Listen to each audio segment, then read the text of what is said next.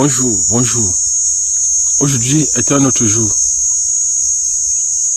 Cette vidéo aujourd'hui, c'est pour parler de quelque chose qui mine certains pays africains.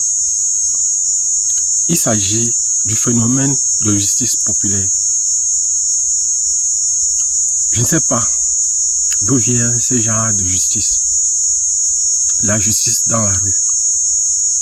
Tout récemment au Cameroun, dans la région de l'extrême nord, 3 personnes se sont vues brûler vifs.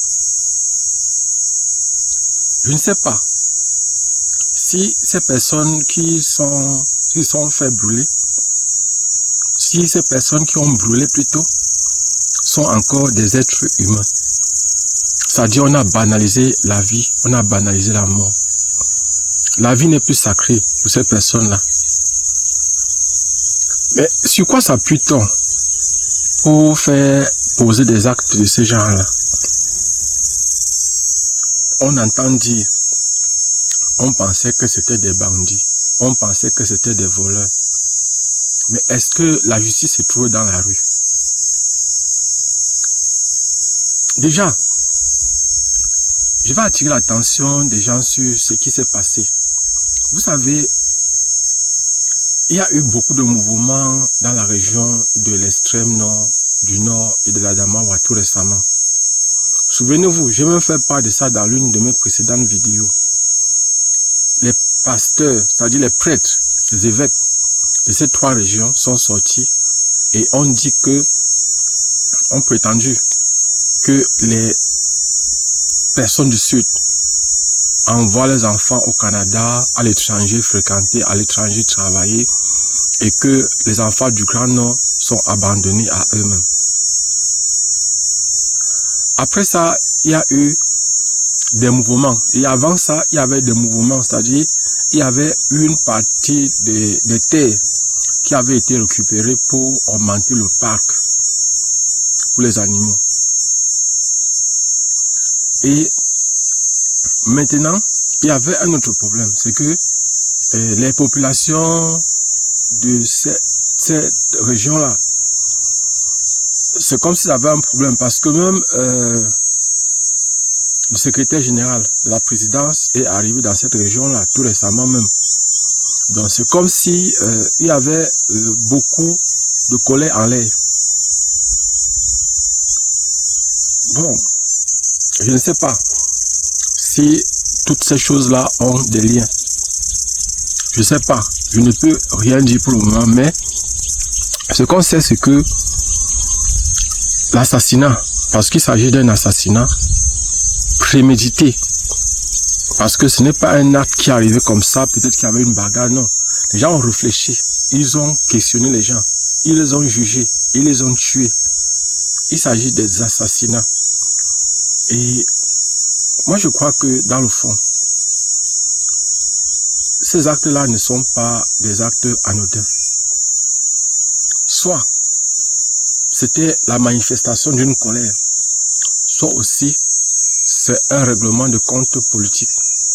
Vous savez, dans notre pays actuellement, dans les pays africains, certaines élites qui n'ont pas le niveau, certaines élites qui n'ont pas les compétences pour pouvoir se placer et parler fort, voient ces jeunes qui viennent aujourd'hui, des jeunes docteurs, des jeunes chercheurs, des personnes qui sont encore jeunes, mais qui ont déjà atteint ce qu'ils ont eu, peut-être qu'elles avaient le double de l'âge de ces jeunes-là.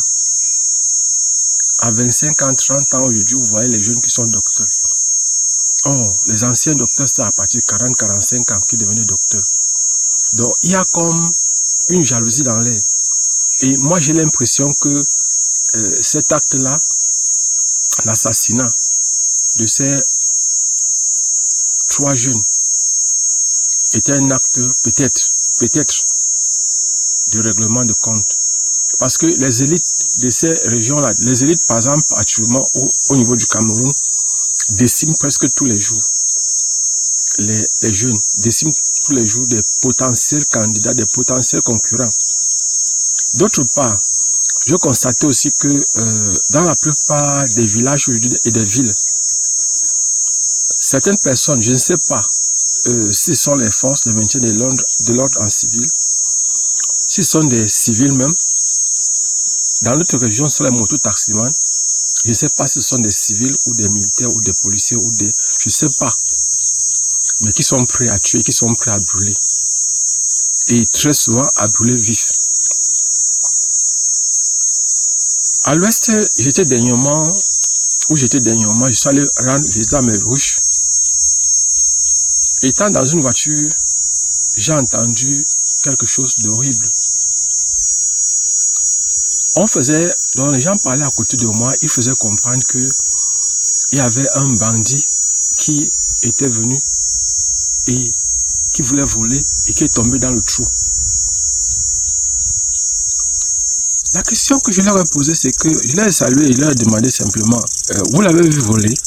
Ils disent non, c'est la dame là qui a dit. Elle lui a vu voler. Non, elle a dit que quand elle est arrivée là, elle s'est mise à fuir. Mais quand par exemple il y a quelque chose comme ça, pourquoi est-ce qu'elle ne peut pas appeler les voisins pour qu'on l'arrête? Pourquoi est-ce que... Elle dit que non, là où tu vois les bandits, quand on les arrête, on les amène à la police ou à la gendarmerie, après on les laisse. Mais je dis, est-ce que c'est le rôle des gens au quartier de rendre justice? Ils ont fait quelle formation pour rendre justice? Et je crois que dans ces affaires-là, parfois les chefs des quartiers, les chefs de bloc, les chefs de village sont très souvent complices de ces actes barbares qui ôtent la vie aux autres. Rien ne prouve que, effectivement, l'histoire que je vous raconte que j'ai eu à vivre à l'ouest dernièrement, je ne vais pas vous cacher. L'avantage que j'ai quand même eu, c'est que, qu'il y a eu pour celui-ci, de la personne était tombée dans le trou depuis le matin.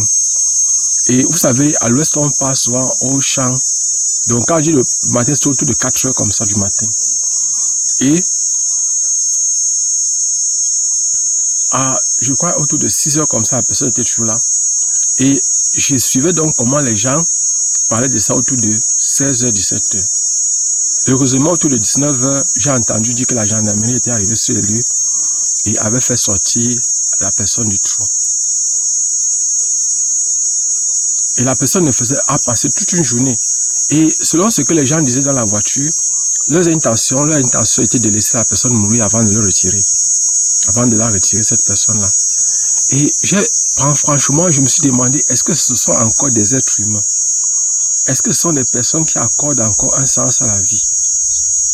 Parce que ces gens qui brûlent les autres pensent que c'est en brûlant que ça va changer quoi? Il faut savoir une chose, c'est qu'il y a ce qu'on appelle en psychologie humaine. Vous pouvez peut-être intimider, faire peur. Mais une personne qui ne va pas faire le mal ne va pas faire le mal. Mais une personne qui va faire le mal, peu importe ce que vous allez faire devant lui. Observez un peu par exemple, je vais prendre un exemple pour que vous puissiez bien comprendre ce que je suis en train de dire. Tous les jours, les gens meurent à la traversée du désert du Sahara pour aller en Europe. Tous les jours, les gens meurent dans les océans pour traverser, pour aller en Europe. Même si vous montrez à ces personnes qui veulent partir, si elles sont déterminées qu'elles vont partir, montrez-leur les cadavres, montrez-leur les souffrances, montrez-leur tout ce que vous voulez, elles vont toujours partir. Donc, je vais simplement dire que dans nos pays africains, on a une justice. On a des services qui sont là pour la justice. Et moi, je crois que, dans le fond, on doit laisser la justice faire son travail. La police ou la gendarmerie, leur rôle, ce sont des auxiliaires en temps normal de justice. Quand je dis des auxiliaires de justice, c'est qu'ils aident le procureur, ils aident le tribunal à résoudre les problèmes. Donc, ce sont eux. Ils sont souvent comme la police judiciaire. C'est-à-dire, ce sont des agents de police judiciaire, que ce soit les gendarmes, que ce soit les policiers. Quand il y a des enquêtes, ce sont soit les gendarmes, soit les policiers qui doivent faire ces enquêtes-là au plan civil. Et la personne chez qui on doit ramener ça, parce que la personne qui défend la société, c'est le procureur de la République. Et je me demande, parce que ce qui s'est passé à l'extrême nord là, il y a le maire, je pense le maire, je ne sais pas, ils disent qu'ils ont enterré la personne autour de 2 heures, 3 heures, les 3 cadavres autour de 2 heures, 3 heures, et que c'est le sous-préfet qui l'aurait appelé. Ça, c'est une version. Ça, j'ai eu à suivre un audio d'une personne qui disait qu'elle était le maire et que le sous-préfet l'a appelé en pleine nuit. Mais si, par exemple, on a fait tout ça dans la nuit, ça veut dire que pourquoi est-ce qu'on n'a pas attendu dans la journée pour que les gens passent voir, pour au moins se montrer aux gens ce qui s'est passé? Pourquoi est-ce que cet empressement à vouloir enterrer? Qu'est-ce qui se cache derrière ces meurtres-là? Est-ce que, par exemple, ces gens-là auraient quelque chose à voir là-dedans? Ces chercheurs-là, que ce soit, par exemple, Bello et le chercheur ou leur guide, qu'est-ce qu'ils avaient trouvé? Est-ce qu'ils avaient réussi à trouver quelque chose qui pouvait faire en sorte qu'on les tue? Est-ce que, par exemple, leur mort était commandé ou télécommandé? En fait, je pense que le monsieur qui parlait, il y a un monsieur qui a dit que, parce que quand les gens sont allés, il fallait que les gens partent siéger devant le service du gouverneur de l'extrême nord pour qu'une enquête soit diligentée, soit organisée, pour que le procureur général de la cour d'appel de l'extrême nord puisse ouvrir une enquête. C'est bizarre. Or, en fait, c'est bizarre parce que on nous fait comprendre que la première version, c'est-à-dire que le maire a dit que sur les lieux, il y avait près de 5 gendarmes. Comment 5 gendarmes n'ont pas réussi à protéger 3 personnes? En fait, cette affaire-là est trop louche. Soit c'est une façon d'intimider les gens à cause des élections qui sont en train de venir, de faire peur aux populations d'extrême nord et de façon générale aux populations du Cameroun par rapport aux élections qui sont en train d'arriver, de montrer, parce que de montrer aux gens que observez ce qui peut vous arriver, peu importe si vous êtes intellectuel. Parce qu'en tuant un docteur et un chercheur, ce ne sont pas des choses anodines. Ça peut être un signe, un avertissement, une façon que le pouvoir utilise pour pouvoir intimider, pour pouvoir faire peur par rapport aux élections présidentielles qui sont en train de venir. Donc, parce que quand on dit que les populations, les gendarmes sont là, les chefs sont là, tout le monde, et on s'organise à tuer. Et quand on tue, on fait tout pour enterrer la nuit. Pourquoi enterre-t-on la nuit? Pourquoi est-ce qu'on a enterré ces gens la nuit? Pourquoi on n'a même pas cherché à les identifier? Pourquoi ces gendarmes-là? En fait, la gendarmerie a suffisamment de moyens pour pouvoir... Il y a les drones. Il y a beaucoup de choses que la gendarmerie possède aujourd'hui. Pourquoi est-ce qu'elle est... Parce que quand ça ne va pas, elle rentre. Elle doit au moins se prendre, envoyer les drones pour pouvoir filmer les personnes qui sont là. Pour pouvoir filmer tout ce qui est en train de se passer là. Je crois que dans le fond, le problème pouvait être résolu. Moi, j'estime que les gens doivent prêter attention parce que c'est un truc pour faire peur aux gens, pour montrer que, voilà, par exemple, on a assassiné dans son village peut-être, ou proche de son village, un ressortissant, ou encore un docteur et un chercheur, c'est-à-dire des personnes qui ont fait de très hautes études. On ne sait pas à qui s'adresse cela. Soit c'est pour faire peur. Et on ne voulait même pas ouvrir une enquête. Si les populations ne se mettaient pas à gréver, on ne voulait même pas ouvrir une enquête. Qu'est-ce qu'on cache? En fait, nous allons laisser la justice faire son travail, mais on va suivre ce problème et on va aussi tout faire pour que la justice soit rendue. Mais comme c'est déjà entre les mains de la justice, on a espoir, mais on va tout faire pour chaque fois rappeler que justice doit être rendue. Parce qu'il y a des personnes partout qui se sentent en insécurité. Vous êtes nouveau dans une ville, on vous considère directement comme un bandit, comme un voleur. Tantôt on dit qu'ils n'ont pas respecté. Quand on arrive dans une ville, si on est chercheur, est-ce qu'on doit aller absolument? Si on part par exemple voir le chef du village, c'est pour s'informer. Est-ce qu'il y a un protocole qui dit, est-ce qu'il y a une loi au Cameroun qui dit que quand on arrive dans une zone, il faut absolument aller voir le chef ou le sous-préfet? Parce que j'ai entendu dire qu'ils ne sont pas allés voir le sous-préfet. Donc il fallait absolument que les gens là partent voir le sous-préfet. Pourquoi? Est-ce qu'il y a une loi qui dit qu'on doit absolument aller voir le sous-préfet quand on arrive dans une ville? Parce que le maire qu'on a entendu parler disait que il y a d'autres chercheurs qui sont arrivés là-bas, ils sont allés voir le sous-préfet leur a même donné un mot. Mais attendez, quand on est chercheur, on n'a même pas parfois besoin parce que en disant parfois aux gens ce qu'on va faire, on va fausser nos résultats. Les gens peuvent saboter le travail qu'on est en train de faire. Abonnez-vous et partagez au maximum possible. Franchement, il faut que justice soit faite et que on cesse d'intimider, qu'on cesse de faire peur aux gens. Si on a fréquenté, voilà des chercheurs qui sont morts. Et on dit que c'était, ils étaient en train de travailler pour l'eau dans les monts Mandara. Mais attendez. Voilà par exemple des choses qu'on fait pour freiner autant que possible nos pays africains. L'assassinat des élites. Donc, comme par exemple on est une élite et qu'on n'est pas passé par un réseau, absolument il faut finir avec la personne. Parce qu'il ne faut que tamiser ceux qui passent par les réseaux, qui sont passés par les réseaux. Celui-là est devenu docteur, l'autre est devenu chercheur. Ils ne sont pas peut-être passés par le réseau. Est-ce que c'est pour ça qu'il faut absolument l'assassiner? Est-ce que c'est pour ça qu'il faut absolument le tuer? Bon, le problème est déjà entre les mains de la justice. La justice sait ce qu'elle va faire. Bon, j'essaye de parler simplement par rapport à ce que j'ai entendu, par rapport à ce que j'ai vu. Et il faut que cela ne se reproduise plus dans notre pays. Parce que moi j'ai l'impression que soit les forces de défense, les forces de sécurité sont complices de ce genre d'actes, soit les chefs des villages, les chefs de blocs, les chefs de quartier, soit notre administration est complice de ça. Parce que sinon, comment se fait-il qu'il y a assassinat d'une personne et que ça n'émeut personne? Dans les villages, constamment, les gens font ça.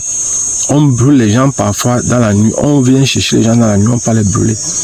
Et ça, personne ne dit, les gens babattent, c'est un bandit, c'est un voleur. Qu'est-ce qui prouve? Est-ce qu'on l'a attrapé en train de voler ou bien on l'a... Et même si on l'a attrapé en train de voler, il y a la gendarmerie, il y a la police. Et quand vous arrivez à la police ou à la gendarmerie, déposez une plainte. Et si par exemple vous avez l'impression que vous juste n'a pas été rendu, allez voir le procureur de la République.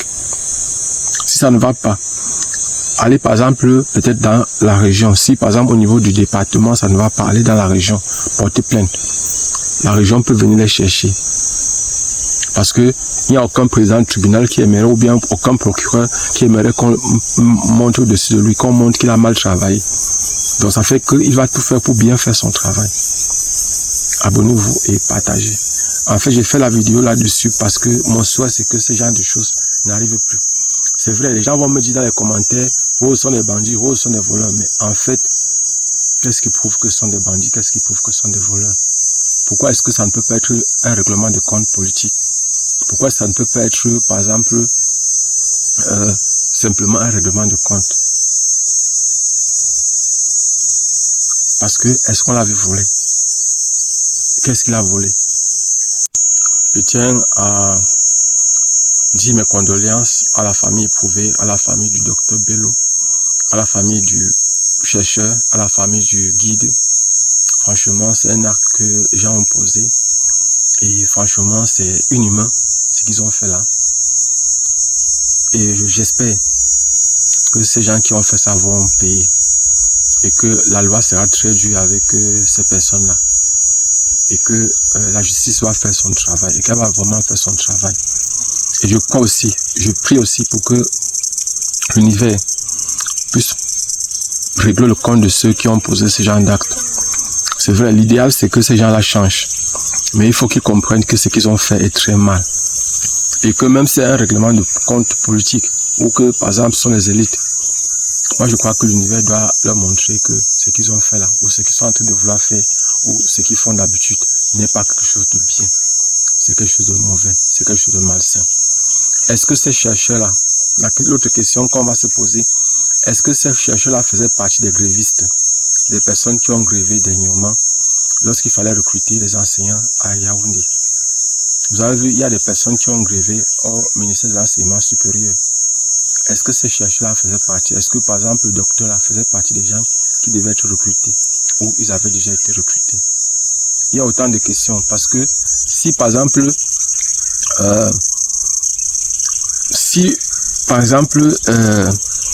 c'était des personnes qui étaient parmi les gens qui voulaient être recrutés, c'est que ça peut vouloir signifier que les autres sont aussi en danger, que toutes les autres personnes qui ont déposé, qui ont essayé de gréver pour qu'on les recrute comme enseignants, parce qu'il y avait un recrutement au niveau du ministère de l'enseignement supérieur. Donc ça veut dire que si par exemple elles font partie de ces gens-là, ça veut dire que ces gens-là aussi, ces autres personnes qui ont aussi grévé sont en danger. Parce que si après une grève, on part dans ton village, finit avec toi, ça veut dire que tous ceux qui ont grévé, on doit faire attention. Donc, il y a des personnes, en fait des élites qui pensent que il faut absolument passer par elles et que personne d'autre ne doit s'en sortir en dehors d'elles. Si on ne passe pas par elles, personne d'autre. Et que chez elles, il ne doit pas avoir des gens qui grèvent, il n'y a pas avoir des gens qui réclament. On les la vit bien avec sa famille. Il mange bien.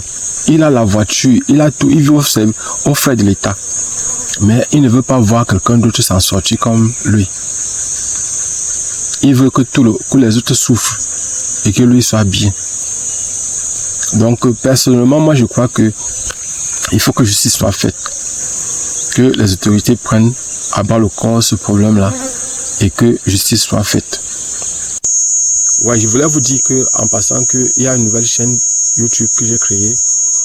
Et désormais, c'est beaucoup plus sur cette chaîne-là que je vais publier les vidéos sur la géopolitique, la géostratégie, la politique et les stratégies. Donc, c'est sur ça qu'on va faire, par exemple, on va analyser, faire une analyse géopolitique, une analyse stratégique. C'est sur ça qu'on va faire une analyse politique. Donc, c'est beaucoup plus sur cette chaîne-là que nous allons désormais. Et je vous mets le lien dans la description. Je mets aussi le lien dans les commentaires. Abonnez-vous et partagez le maximum possible. On se voit prochainement. Inch'Allah.